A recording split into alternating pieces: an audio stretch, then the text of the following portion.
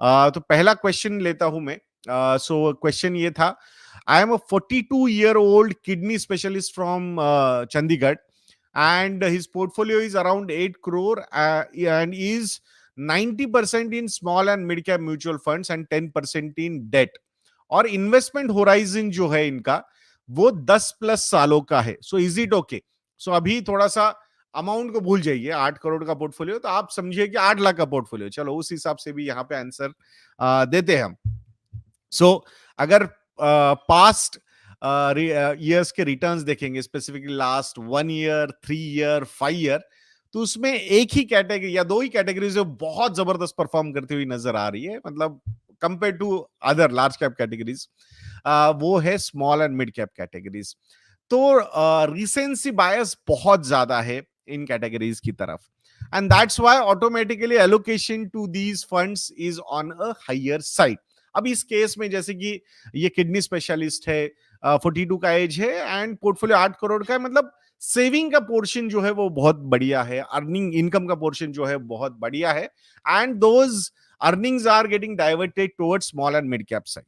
सो आज ही, मतलब ये थोड़ा सा लिंक कर दे, आज ही I was having a discussion with an investor, जिनका मतलब जिनके साथ जब डिस्कशन चल रहे थे, तो उन्होंने कुछ एक्सपेक्टेड रेट ऑफ रिटर्न्स रखे थे कैटेगरीज के सामने, फंड्स के सामने, और उस पे हमारा डिस्कशन हुआ।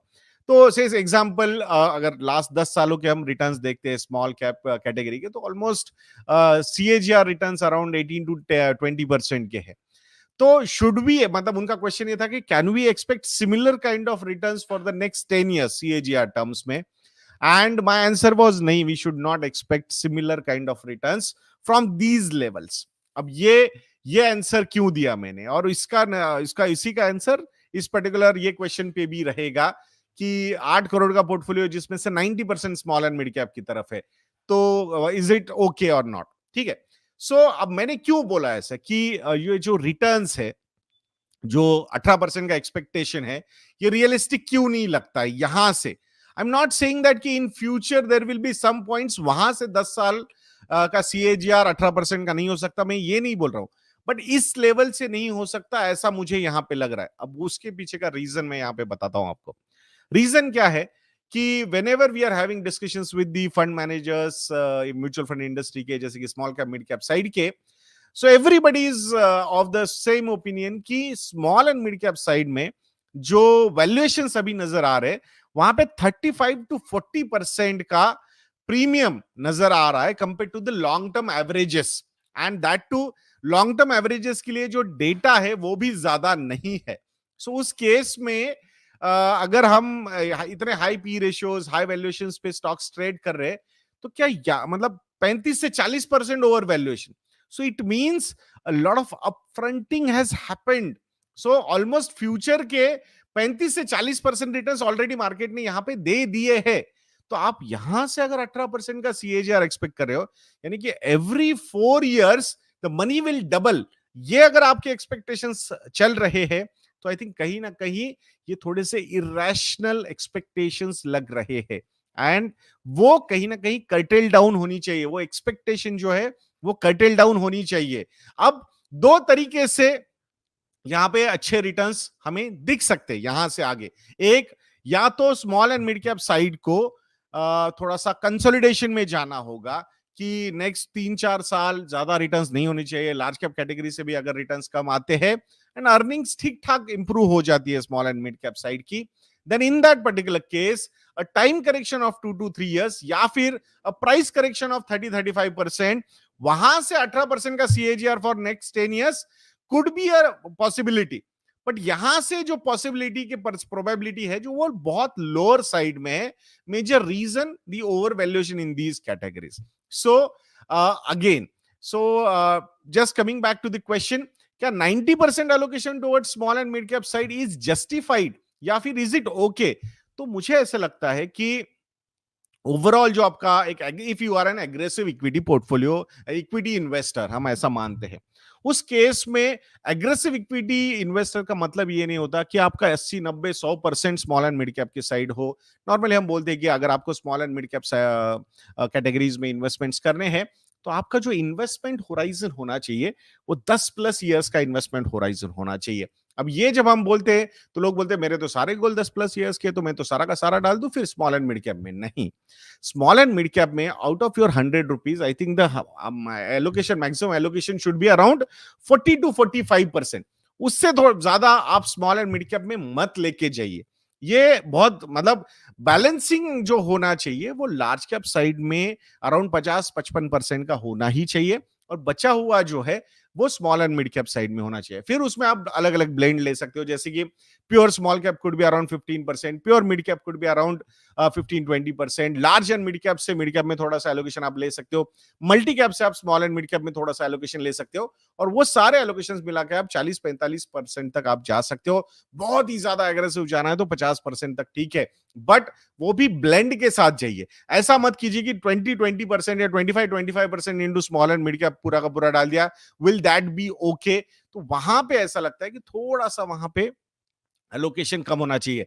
एंड दीज एलोकेशंस की अगर जब हम बात करें तो फ्रॉम द कंसोलिडेशन, मतलब पूरा पूरा नेटवर्क के एंगल से हम यहां पे बात कर रहे हैं, तो प्लीज जब भी फाइनेंशियल प्लानिंग करोगे तो पूरी सारी चीजें कंसीडर करो फाइनेंशियल प्लानिंग में, फाइनेंशियल गोल्स में, existing investments and all those things you need to consider and then you should build. So in this particular question of कि 8 करोड़ में अगर 90% स्मॉल एंड मिड कैप है, यानी कि 8 में से 7.2 crore rupees small and mid cap में है, trailing returns are looking really good, but ये बहुत ज्यादा एग्रेशन हुआ। वी स्ट्रांगली फील दैट कि 45-50% तक कटिल डाउन कीजिए स्मॉल एंड मिड कैप का एलोकेशन।